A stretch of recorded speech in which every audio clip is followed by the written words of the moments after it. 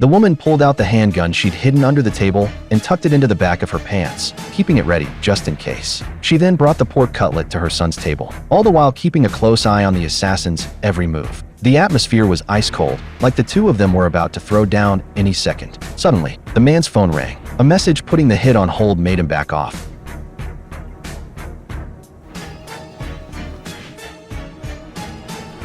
It was nice talk with you.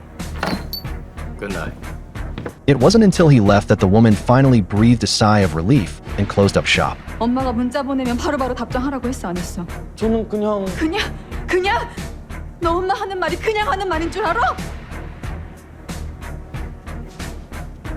With all the murders happening in the neighborhood lately, her kid going missing had her seriously worried, even though she was hiding so many secrets. All she got in return was her son's complete confusion about her paranoid behavior. The man went by the code name F. He was a top-tier assassin who'd risen to the top from a hellish training program of 300 people. Since the day he was born, he'd had only one directive hardwired into his brain: total obedience to the CIA. While his mind was wandering, he nearly crashed head-on into a bus. When the bus driver realized the man was actually his father's killer, he immediately kicked all the passengers off, turned the bus around, and went hunting for revenge. Faced with the aggressive bus, the man looked confused, but as the bus kept ramming him, he had no choice but to speed up and shake the driver off. They ended up at a remote cornfield. The man used the corn stalks to hide his car, then burst out of the field when the driver wasn't paying attention and rammed the bus to a stop. The driver saw the man stop and immediately jumped out to face him. But the driver's combat skills were basically zero. It was only when the driver used his ability that the man figured out who he was. Turns out the driver's father had been one of the man's targets too.